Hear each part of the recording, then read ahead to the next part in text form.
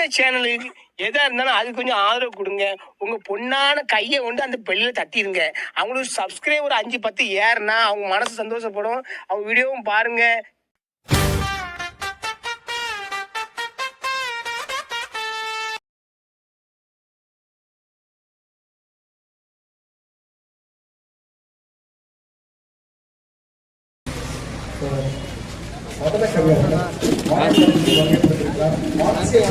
பொதுவுரிமை கட்சியின் தலைமை குழு உறுப்பினர் அவர்கள் இரவு உரையாற்ற நம் அனைவரும் சார்பாக இப்போது அவர் அன்புடன் அழைத்தார்.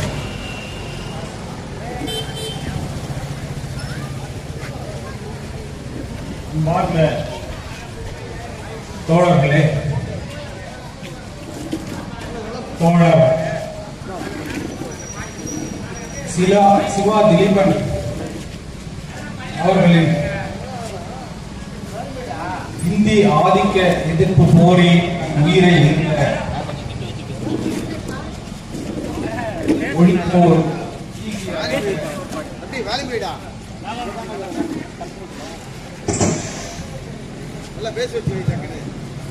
ஒழிப்போர் ஈகையராக இருக்கும்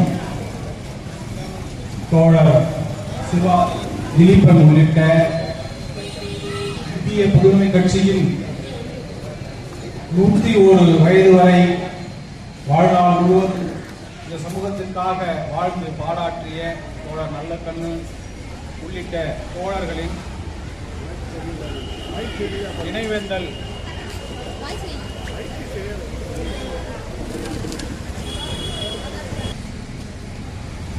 ஐந்து தோழர்களின் நினைவேந்தல் நிகழ்வில் பங்கேற்றிருக்கின்ற அனைத்து இயக்கங்களின் தோழர்களுக்கு நான் சார்ந்திருக்கும் மார்க்சிய பெரியாரிய பொதுமை கட்சியின் சார்பில் வணக்கத்தையும் வாழ்த்துக்களையும் தெரிவித்துக் கொள்கிறேன். சமீப காலத்தில் கடந்த 10 ஆண்டுகளுக்கு மேலாக இந்திய அரசை ஆண்டு கொண்டிருக்கின்ற பாரதிய ஜனதா கட்சியின் மோடி தலைமையிலான அரசு நேரடியாக பல்வேறு வகையில் இந்தியா என்பது ஒற்றை தன்மையிலான ஒரு அரசாக ஒரு நாடாக மாற்ற வேண்டும் என்கின்ற போக்கை நடைமுறைப்படுத்துகின்ற இந்த சூழலில்தான் தோழர் திருமுருகன் காந்தி அவர்களின் தலைமையில் இயங்குகின்ற மே 17 இயக்கம் இந்திய அழிப்பு போராட்டத்தை ஒரு வார காலமாக தொடங்கி நடைபெற்றுக் கொண்டிருக்கிறது.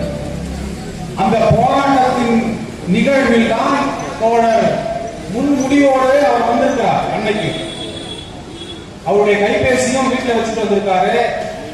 ஏற்கனவே அவர்கள் பல முறை இந்த மொழிக்காக தன் உயிரை கொடுப்பதற்கும் தயாராக இருந்ததாக அவருடைய துணைவியாரே சொல்கிறார்.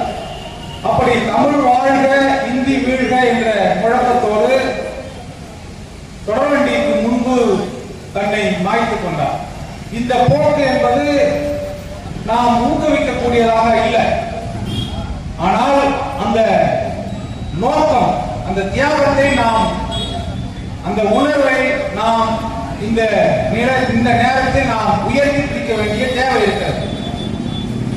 இந்திய ஆதிக்கம் 39 தாளமுத்து நடராசன் காலத்திலிருந்தே நாம் எதிர்த்துக் கொண்டிருக்கிறோம்.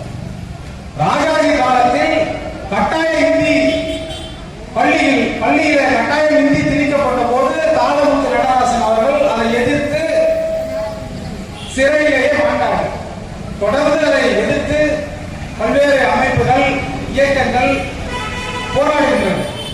ஆனால் இந்தியா என்கின்ற தன்மையில் ஒற்றை அரசு, இந்தியா முழுவதும் இருக்கின்ற மாநிலங்கள் ஒவ்வொரு தேசிய இனமாக கருதப்படுவதற்கு இவர்கள் மறுக்கிறார்கள்.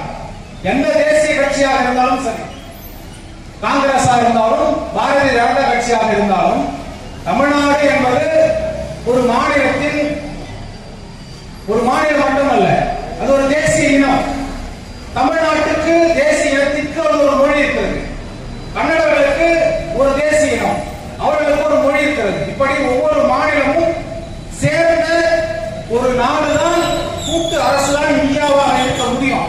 இந்தியா என்கிறது ஒரு நாடும் அல்ல, பல்வேறு தேசிய இனங்கள் இணைந்ததுதான் ஒரு இந்தியா என்கிற ஒரு தன்மையில் ஆனால் அந்தந்த மாநிலங்களில் பேசுகின்ற மொழிக்கு இவர்கள் இந்திய அரசு ஒடுக்க பார்க்குது. ஒடுப்பது என்பது மாநிலங்களுக்கு ஒரு மொழி இருக்கக்கூடாது, இந்தியா முழுவதும் ஒரே மொழி. அதிலும் சமஸ்கிருத பெயரில் தான் இந்திய அரசினுடைய அனைத்து திட்டமும் வருது. அப்ப இதையெல்லாம் நாம் எதிர்க்க வேண்டிய கட்டாயத்தில் இருக்கிறோம். தமிழ் மட்டுமே நம்மை வாழ வைக்குமா என்று நாம் பல பேர் பேசுவாங்க. தமிழ் என்றால் அதை மட்டும் வாழ வைக்குமானா கட்டாயம் தமிழ் மட்டும்தான் நம்மை வாழ வைக்கும். தமிழ் தான் நம் அடையாளம், தமிழர் என்பதுதான் நம் அடையாளம். ஒரு இனத்தை சிதைக்கணும்னா அந்த மொழியை சிதைச்சாலே போதும், அந்த இனம் தானா சேர்ந்துடும். 1 லட்சம் கூட இல்லை, 12,000 13,000 பேசுகிற சமஸ்கிருதத்துக்கு 2,500 கோடி கொடுக்கிறார். இந்தியா முழுவதும் இருக்கின்ற செம்மொழி 140 தான், 6 செம்மொழிகளுக்கும் சேர்த்து 140 கோடி தான் கொடுக்கிறாங்க.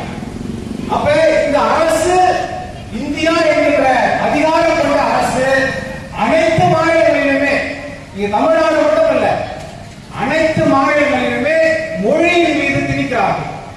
இனம் தனியும் ஒரு இனமா இருக்கக்கூடாது. அப்படி ஒற்றை தன்மையில் இந்த அரசு இயங்குகிறது. இதை நாம் எதிர்க்க வேண்டிய கட்டாயத்தில் இருக்கிறோம். அந்த தன்மையில் நாம் இந்தி மட்டுமல்ல அனைத்து அறிவும் இருக்கிறோம். மாநிலங்களுக்கு எதிராக இருக்கின்ற அனைத்துமே, கல்வி உரிமை மாநிலத்துக்கு இல்ல, ஒரு தேர்ந்தெடுக்கப்பட்ட அரசு, மக்களால் தேர்ந்தெடுக்கப்பட்ட ஒரு அரசு, ஒன்றிய அரசால் நியமிக்கப்படுகிற கவர்னர் ஒப்புதல் இல்லாமல் ஒரு திட்டத்தை அறிவிக்க முடியல. அப்போ முழுமையான அதிகாரப்பட்ட ஒரு மாநில அரசாக இல்லை. அவர்கள் நினைத்தால் ஒரு கவர்னரை வைத்து கூட ஒரு மாநில அரசை ஒடுக்க முடியும். அப்ப நாம் என்ன தேர்ந்தெடுப்பது? சட்டமன்ற தேர்தல் வருது, நாம் எல்லாம் வாக்களிக்கணும். இப்ப நாம் வரும்போது வாக்களிப்பது உங்கள் கடமை, ஜனநாயக முறைன்னு பேரவையா போனாங்க. நாம் வாக்களிச்சிட்டோம், முதல்வரை தேர்ந்தெடுக்கிறோம், அமைச்சரை தேர்ந்தெடுக்கிறோம், சட்டமன்ற உறுப்பினரை தேர்ந்தெடுக்கிறோம். ஆனால் இவர்கள் மக்களுக்காக தீட்டப்படுகிற திட்டம் ஆளுநரின் ஒப்புதல் இல்லாமல் நடைமுறையாகும். அப்ப என்ன நாம தேர்ந்தெடுப்பது? இந்த சிக்கல் இருக்குல்ல, இதெல்லாம் மாநிலங்களுக்கான முதன்மையான சிக்கல், எல்லா மாநிலத்திலும் இருக்கு. அப்ப மாநில அரசு என்பது எந்த அதிகாரமும் இல்லாத ஒரு அரசு. அரசுனா இந்திய அரசு தான் அரசு. அதற்கு தான் பண அச்சடிக்கிற உரிமை இருக்கு, அதற்கு தான் ராணுவத்தை வைத்துக் கொள்வதற்கான உரிமை இருக்கு. இந்திய அரசுக்கு தான் வெளியுறவு கொள்கை இருக்கு, மாநில அரசுக்கு அப்படி ஒன்றுமே இல்லை. அப்ப நாம் கோர வேண்டியது என்னென்றால், மாநிலங்களுக்கான அனைத்து உரிமைகளும் வேண்டும். ஒரு சில உரிமைகளை மட்டுமே இந்திய அரசுக்கு வைத்துவிட்டு மற்ற அனைத்து அதிகாரங்களும் அந்தந்த மாநிலங்களுக்கு பிரித்துக் கொடுக்க வேண்டும் என்கிற தன்மையை நாம் முழக்கம் இருக்கிறோம். நம் அரசை அந்த தன்மையை நகர்த்தும். அப்படி நகர்த்தும் போதுதான் இப்படி நமக்காக வாழ்நாள் முழுவதும் மக்களுக்காக போராடி மாண்ட இவர்களுக்கான ஒரு தியாகத்திற்கு ஒரு வெற்றியாக இருக்கும். இவரெல்லாம் மக்களுக்காக வாழ்ந்தவர்கள். இவர்களின் நினைவை நாம் போற்றுவது என்பது நம் கடமை. காலம் காலமாக இங்கே இந்தியாவில் நடக்கின்ற அனைத்து வகையான அடக்குமுறைகளுக்கு இங்கே சமத்துவம் இல்லை. சாதியின் பெயரால் கொடுமை நடக்கிறது, இனத்தின் பெயரால் கொடுமை நடக்கிறது, மத சிறுபான்மையினர் மீதான தாக்குதல் அதிகரித்துக் கொண்டிருக்கிறது.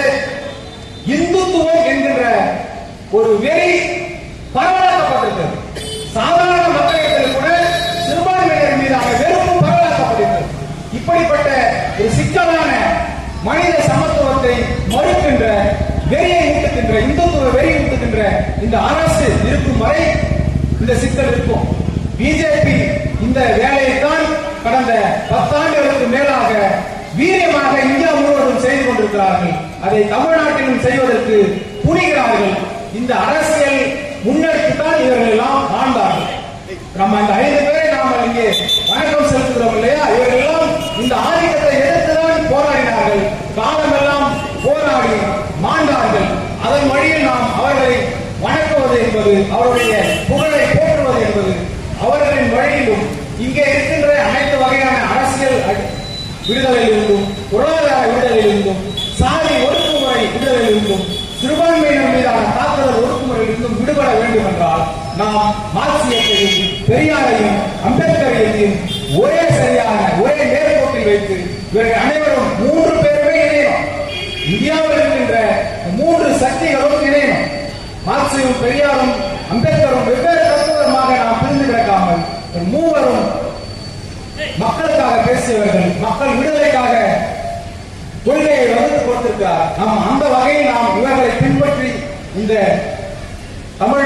மட்டுமல்லாமல் இந்தியாவிற்கே வழிகாட்டுகின்ற நிலையில் இங்கே நாம் சமூக புரட்சியை ஏற்படுத்துவதற்கான சூழலை நாம் உருவாக்கணும் என்று கூறிக்கொண்டு மார்க்சிய பெரியாரிய புதுமை கட்சியின் சார்பில் இங்கே இந்த நிகழ்வை ஏற்படுத்திய தோழர்கள் அனைவருக்கும் பாடலை பாடிய சிறப்பாக பாடினார்கள் இவர்கள் அனைவருக்கும் நன்றியை தெரிவித்துக் கொண்டு விடைபெறுகிறேன். வணக்கம்.